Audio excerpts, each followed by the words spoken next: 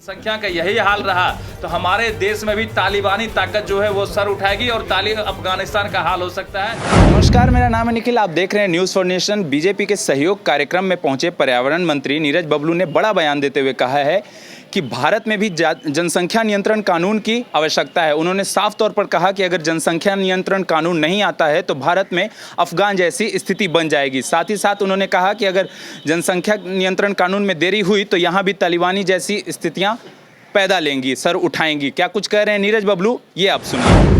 जिनको पसंद है वो अपना काम कर रहे हैं। मेरा मानना है कि जातीय जनगणना से पहले इस राज्य में, इस देश में जनसंख्या विस्फोट हुआ है और जनसंख्या नियंत्रण कानून इस देश में बनना चाहिए। उसके बाद कोई और जातीय जनगणना होता रहे, कोई दिक्कत नहीं। पहले जनसंख्या नियंत्रण तो करे। पहले ये धरती जो है ना, ये जनसंख्या के लोड से दबा जा रहा है। हमारा देश का जो क्षेत्रफल है और जितनी जनसंख्या है उसमें हमारा देश दबा जा रहा है जनसंख्या के भार से।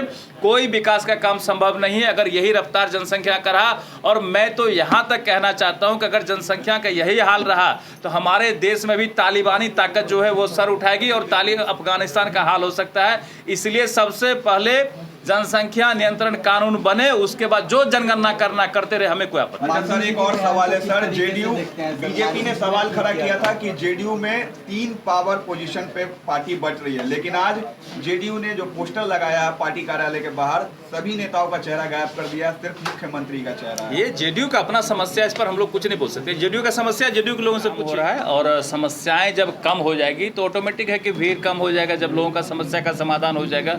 और ये कार्यक्रम सोमवार से शनिवार तक चलता है, 2-2, 3-3 मंत्री बैठते हैं। तो इसलिए है कि भाई लोगों का समस्या का समाधान होता है। आज हमने भी दर्जनों समस्या का यहाँ समाधान किया, लोग संतुष्ट होकर गए हैं। लोगों के सामने जिस भी अधिकारी से संबंधित काम होता है उस अधिकारी को सीधा हम लोग यहाँ से फ़ोन करते हैं, काम करने का निर्देश देते हैं। जो जायज़ काम होता है वो होता है, समस्या का समाधान होता है। यहाँ सर एक सवाल है जी, ये हम नहीं कह रहे हैं, विपक्षी पार्टियां कह रही हैं कि जनता दरबार से कोई फायदा नहीं है। मुख्यमंत्री ने इससे पहले भी जनता दरबार लगाया और उसको देख के अब जो सत्ताधार पार्टियां हैं, ये काम विपक्षी कैसे जानते? विपक्षी से सवाल करिए कि क्या आप जनता दरबार में गए कोई किसी काम को लेकर के?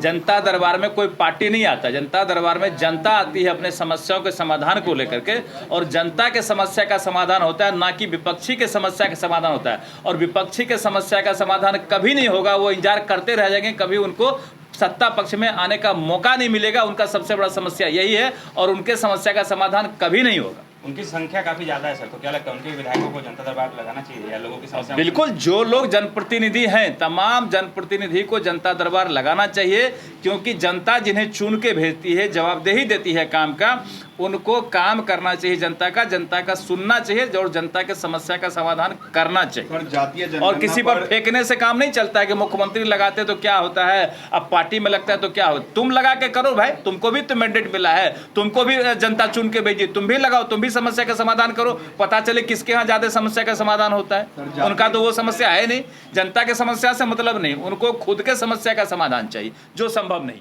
तो आपने सुना कि किस प्रकार से नीरज बबलू ने साफ तौर पर कह दिया है कि जनसंख्या नियंत्रण कानून जातिगत जनगणना से पहले आवश्यकता है। और भी उन्होंने विपक्ष को आड़े हाथे लेते हुए कहा, जिस तरीके से विपक्ष लगातार सवाल उठा रहा था कि सहयोग कार्यक्रम से कोई फायदा नहीं है, तो उन्होंने कहा कि वे भी जनप्रतिनिधित्व हैं, वो उन्हें भी जनता दरबार या सहयोग कार्यक्रम चलाना चाहिए।